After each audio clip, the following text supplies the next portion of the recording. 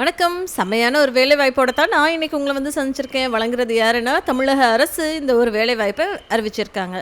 டிபிஹெச்ன்னு சொல்லுவாங்க இல்லையா? பொது சுகாதாரத்துறை மற்றும் நோய் தடுப்பு மருத்துவத்துறையிலேருந்து இந்த ஒரு வாய்ப்பு வெளியாயிருக்கு. ஓகேங்களா? படித்தவர்கள், படிக்காதவர்கள் எல்லாருக்குமே இந்த ஆப்பர்ச்சுனிட்டி இருக்குங்க. டேட்டா என்ட்ரி ஆப்பரேட்டருக்கு கூட இந்த ஒரு ரோல் அவைலபிளாக இருக்குது அப்படின்ற மாதிரி சொல்லியிருக்காங்க. ஸோ டோட்டலாக 11 வேக்கன்சிஸ் இருக்குது. தற்காலிகமான பணி தான், பெர்மனன்ட் கிடையாது. ஒப்பந்த அடிப்படையில் தான் தற்காலிகமான பணி அப்படின்ற மாதிரி சொல்லியிருக்கிறாங்க. சேலரி டீட்டெயில்ஸ் இங்கே எதுவுமே அவங்க டிஸ்க்ளோஸ் பண்ணலங்க. வெறும் இந்த ஜஸ்ட் அறிவிப்பை மட்டும் வெளியிட்டிருக்காங்க, நோட்டிஃபிகேஷன் மட்டும் கொடுத்துருக்காங்க. இது எந்த மாவட்டத்திலேருந்து வந்திருக்கு அப்படின்னா, தூத்துக்குடி மாவட்டத்தில் தேசிய சுகாதார திட்டத்தின் கீழ் காலியாக உள்ள கீழ்கண்ட ஒப்பந்த அடிப்படையில் பணியிடங்கள் தொகுப்பூதிய முறையில் முற்றிலும் தற்காலிகமாக பணிபுரிவதற்கு பூர்த்தி செய்யப்பட்ட விண்ணப்பங்களை வரவேற்கப்படுகிறோம் அப்படின்ற மாதிரி சொல்லியிருக்காங்க. அதாவது தூத்துக்குடி மாவட்டத்தில் கொஞ்சம் ஆப்பர்ச்சுனிட்டிஸ் எல்லாம் இருக்குது. 11 வேக்கன்சிஸ் இருக்குது. அந்த 11 வேக்கன்சிஸ்க்கு தான் வேலைக்கு ஆட்களை எடுக்கிறதாக அவங்க சொல்லியிருக்காங்க.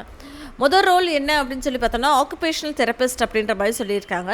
இதில் என்ன படிச்சிருக்கணும் அப்படின்றது கேட்கல, எத்தனை வருஷம் எக்ஸ்பீரியன்ஸுன்னு சொல்லலை, எந்த ஒரு டீட்டெயில்ஸுமே அவங்க சொல்லலைங்க. அடுத்தது ஆடியோமெட்ரிக் அசிஸ்டன்ட் அப்படின்ற ஒரு வேலைவாய்ப்பு. அடுத்தது குவாலிட்டி மேனேஜர் அப்படின்ற வேலைவாய்ப்பு. மெடிக்கல் ஆஃபீஸர் அப்படின்ற ஒரு ரோலு. அடுத்தது எம்எல்ஹெச்பி அப்படின்ற ஒரு ரோலு. டென்டல் அசிஸ்டண்ட்ன்ற ஒரு ரோலு. ஆர்எம்என்சிஹெச் கவுன்சிலர் அப்படின்ற ஒரு ரோலு. எம்எம்யூ வேன் கிளீனர் அப்படின்ற ஒரு ரோலு. டேட்டா என்ட்ரி ஆப்ரேட்டர் எஸ்பிஹெச்ஐ அப்படின்னு சொல்லக்கூடிய அந்த ஒரு வேலைவாய்ப்பு. மைக்ரோபயாலஜிஸ்ட் அப்படின்ற ஒரு ரோலு. அடுத்தது எம்எம்யூ வேன் டிரைவர் அப்படின்றது. ஸோ டோட்டலாக 11 வேக்கன்சிகள்ஸ் அவைலபிளாக இருக்குங்க. இணையதள முகவரி என்ன அப்படின்னா https://thoothukudi.nic.in என்ற இணையதளத்தில் நீங்கள் போனேன்னா நீங்கள் வந்து டவுன்லோட் பண்ணிக்கலாம் அப்படின்ற மாதிரி அவங்க சொல்லியிருந்திருக்காங்க. எதை டவுன்லோட் பண்ணிக்கலாம் தானே கேட்குறீங்க? அப்ளிகேஷனை தாங்க, விண்ணப்ப படிவத்தை நீங்கள் டவுன்லோட் பண்ணிக்கலாம் அப்படின்றத தெளிவாகவே தெரிவிச்சிருக்காங்க. தூத்துக்குடி மாவட்டத்தில் இருக்கிற மக்களே உங்களுக்கான ஒரு வேலைவாய்ப்பு தான் இது. ஸோ கடன் எடுத்து அப்ளை பண்ணிடுங்க. மறக்காமல் உங்கள் ஃப்ரெண்ட்ஸ் அண்ட் ஃபேமிலிக்கும் ஷேர் பண்ணிடுங்க. என்னோடய சேனலையும் கொஞ்சம் சப்ஸ்கிரைப் பண்ணிக்கோங்க.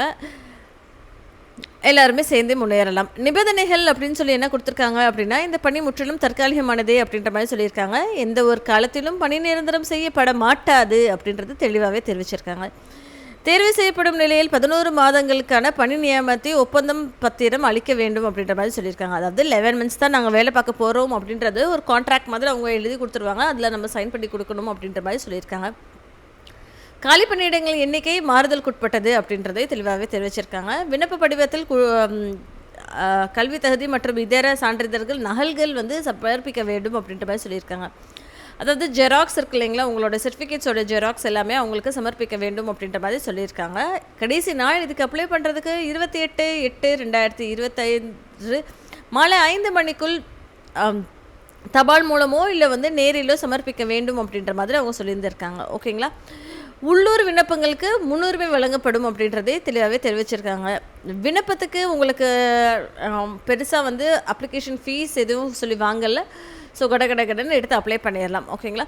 விண்ணப்பம் அனுப்ப வேண்டிய முகவரி என்ன அப்படின்னா, மாவட்ட சுகாதார அலுவலர், மாவட்ட சுகாதார அலுவலகம், மாப்பிள்ளையூரணி ஆரம்ப சுகாதார நிலைய வளாகம், மாப்பிள்ளையூரணி, தூத்துக்குடி அப்படின்ற மாதிரி சொல்லியிருந்திருக்காங்க. ஓகேங்களா மக்களே? இதே மாதிரி ரெகுலராக தெரிஞ்சுக்கணும்னு ஆசைப்பட்டீங்கன்னா என் சேனலை சப்ஸ்கிரைப் பண்ணிக்கோங்க. நன்றி மக்களே.